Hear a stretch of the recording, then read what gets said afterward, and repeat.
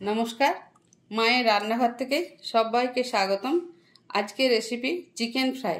2 চামচ টক দই দিয়ে দিলাম, 1 চামচ ভিনেগার দিয়ে দিলাম। আমি হাত দিয়ে ভালো করে মাখিয়ে নিচ্ছি। এটা 12 ঘন্টা আমি ভিজিয়ে রাখবো। এবার ঢাকা দিয়ে রেখে দেবো। 12 ঘন্টা আগে দই ভিনেগার দিয়ে যে ম্যারিনেট করে রেখেছিলাম, এবার দই ভিনেগার থেকে আমি তুলে মশলা দিয়ে ম্যারিনেট করবো 10 মিনিটের জন্য। এখানে গোলমরিচ আছে 1 চামচ, নুন পরিমাণ মতো আমি দিলাম, আদা রসুন কাঁচা লঙ্কা বাটা 2 চামচ দিলাম। আমি এটা ম্যারিনেট করতে দেবো, ঢাকা দিয়ে রেখে দিচ্ছি। ফ্রিজে রাখবো না, আমি নর্মালি রাখবো। 3টে ডিম ফাটিয়ে নেব। গোলমরিচের গুঁড়ো দিলাম 1 চামচ, নুন দিলাম, 1 চামচ কর্নফ্লাওয়ার দিলাম।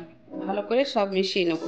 এখানে ময়দা আছে 100, কর্নফ্লাওয়ার আছে 50, আদা রসুন কাঁচা লঙ্কা একসঙ্গে বাটা আছে 1/2 চামচ, নুন সামান্য একটু দিলাম, কাশ্মীরি লঙ্কার। আমি এবার হাতে করে ভালো করে মাখিয়ে নিই। এখানে বিস্কুটের গুঁড়ো আছে 4 চামচ মতো দিয়ে দিলাম। আবার ভালো করে মিশিয়ে নিচ্ছি। প্রথম আমি ডিমের ব্যাটারটা ডুবিয়ে নিচ্ছি, তারপর যে শুকনো ব্যাটার করেছিলাম গুঁড়োটা এখানে একবার ডুবিয়ে নিচ্ছি, আবার একবার ডিমের ব্যাটারে ডুবিয়ে নিচ্ছি। ডবল কোট দিলে খুব ভালো হবে। এবার ভালো করে পুরো চিকেনটাকে ময়দাতে ডুবিয়ে ফেলতে হবে। এবার এইভাবে একটু হাতে চাপ দিয়ে দিয়ে এটা করতে হবে, এটা ঝেড়ে নিতে হবে। এবার ঠিক এইভাবেই আমি ঝেড়ে নিলাম। এবার রেখে দিচ্ছি। আমি আর একটা করে দেখিয়ে দিচ্ছি। দুটো হয়ে গেছে, বাকিগুলো করে নিচ্ছি। তেল গরম হয়ে গেছে, আমি একটা একটা করে ভেজে নেবো। যতক্ষণ না ব্রাউন কালার আসছে ততক্ষণ আমি গ্যাস একদম লো করে দিলাম। আমি ভাজবো। একদম ব্রাউন কালার হয়ে গেছে, গ্যাস কমিয়ে আমি ভেজেছি, তাতে ভেতরটাও ভালো সেদ্ধ হয়ে গেছে।